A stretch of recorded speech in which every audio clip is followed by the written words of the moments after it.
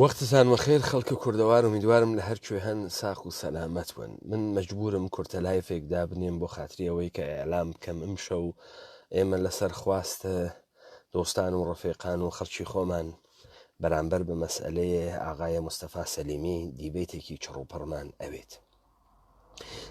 سەبەبەکەیشی ئەوەسە کە لەم کۆمەڵگای ئێمە ئوسوولەن مەسئلە مەوجود نییە. ئەمرێک کە تۆ ئاگاهی پێپەیانەکەی و لەگەڵ یە ڕوبەڕوو نەبیتەوە ناچێتە چوارچێوەی مەسئلە. بۆیە تۆ دائیمەن وەختێک تەکە ئومورە ئەجین بوویت و ئەم ئەمرانە دەرونی بووە بۆ تۆ هیچ بیر و ئەندیشەیەکە لێ ناقڵێت تا مەسئلەیەک دروستکەی. هەر بەم دەسەوە زەرفە دیبەیتهای گۆزەشتە ئێمە تەرحە پرسیارهایەکمان کرد ڕوو بە خەڵکی کوردەوار و مەسئلەیە مەکتەبە قورئان.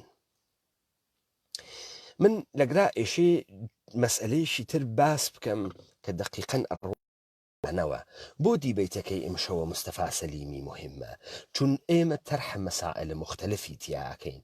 ئیمکانی هەست درەنگانە شەو بکاتە ساعاتە یەک ئوروپا، یعنی یەکە بەیانیە ئوروپا، ئێمە ئەو دیبەیتمانە بوێت. تماشاکەن لە دیبەیتەکانە مەکتەبە قورئانە محسنە کەدی وەرئیشارەکە بە نەوارێک و ئێژێ کاک ئەحمەدە موفتیزادە لە سوخەنڕانیەکانی و لە نووسینیەکانی ئستناد ئەکا بە نەواری ڕۆژی 16 بەهمەن و دیدارە تەکە خۆمەینیە و مەواردێکی لێ مەترحەکە. ئەم نەوارە سەنەدە تاریخیە و ئێشێت یارانە کاک ئەحمەدە موفتیزادە ئەم نەوارە ڕوو بکەن، ئیفشای بکەن، چون لەناوە ئەم نەوارە ڕسواییەک هەست. ئەمە خەڵکی کورد نییە پرسیار ناکەن، نییە مەسئلەی بۆ دروست ناوێ ناپرسێ ڕسواییەکە ئەزئانە کەیس، ئەزئانە ئەحمەدی موفتیزادەس یا ئەزئانە خومەینیە.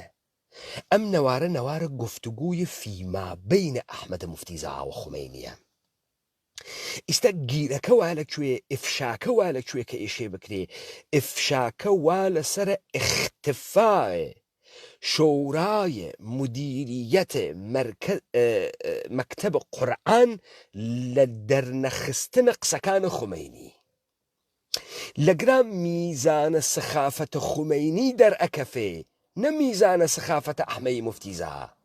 ئەحمەی موفتیزا خەیلی لە قاسملو و شێخ عێزەدین و کەسانێکی تر زرنگ بووگە کە 16 بەهمەنی 57 یەخەی بە خومەینی گرتگە و بە سوورەتە مستەنەد دەنگی لە خومەینی گرتگە بەرامبەر بەو شتەی کە ئەمانە پێی ئێژن حقوق ملەتە کورد. خومەینی سراحەتەن لەوێ بە سوورەتە ڕەسمی. تماشاکەن ئاغای عەبدولکەریمە سروش هات وتی لە دەورانە سەفەویەوە تا ئیستە ئێران ڕەهبەری باسەواد عالم و تێگەیشتوویەک و خومەینی نەبووگە. تەوەجۆ بکەن ئەم نەوارەی کەوا لە دەسە شۆرای مدیریەتە مەکتەبە قورئان قیام لە کوردستان دروست ئەکا، چون ئەمەلەن مردم لە نەسڵێکی ترۆ گوێ ئەدا ڕەهبەرە کاریزماتیکە ئینقلاب 57 ئێرانی دان ئەنێت بە خودمختاریە مردمە کورد بە سوورەتە حەق تەبیعیە ئەم مردمە. لەگرا میزانە چەپەڵی خومەینی و ڕەهبەرانە جوولەکەیە ئانوسیە دەوڵەتە ئێرانی دەرەکەفێ. ئیستا خەتەرە ئەم نەوارە بۆ کێس؟ بۆ دەوڵەتە ئێرانی. شۆرای مدیریەتە مەکتەبە قورئان نەبوو خاترە ڕسواکردنە ئەحمەی موفتیزاس ئەم نەوارە ناداتە دەرۆ، بۆ خاترە ڕسوا نەبوونە ئایەتوڵڵا خومەینی دەوڵەتە جوولەکەیە ئانوسیە ئێرانی ئەم نەوارە ناداتە دەرەوە. ئەمە کە مەترح کرد ئمشەو بە سوورەتە مفەسەڵ ئەم مەقولە ئەکەم و هاوکات لەگەڵە ئیعدامە مستەفا سەلیمیە.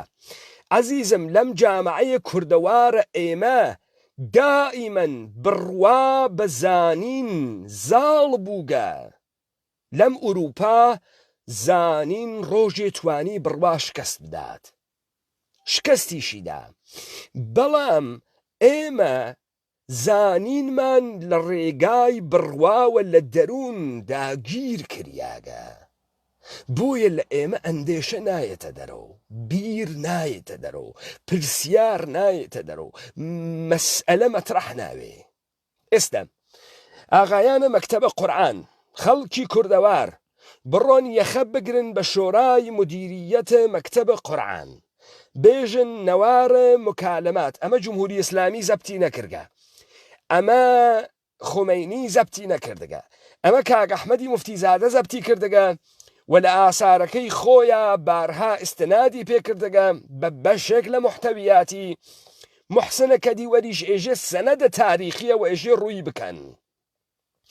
ئەم نەوارە کاکە قاسملوو ملی ئەتەقی، شێخ عێزەدین چاوی دەرئەهات، کاکە ئەحمە بخە ئەولاوە، خۆ ئەو حقوقە ئەو حەقە تەبیعیە مەردمە کوردەی کە خومەینی بە عینوانە ڕەهبەرە کاریزماتیک ڕسمیەتی پێئەدات، دانی پێئەدات، بەر لەوەی ئەحساس بکە ئینقلاب پیرۆز بووگە وا لەسەر جێگەی خۆیە.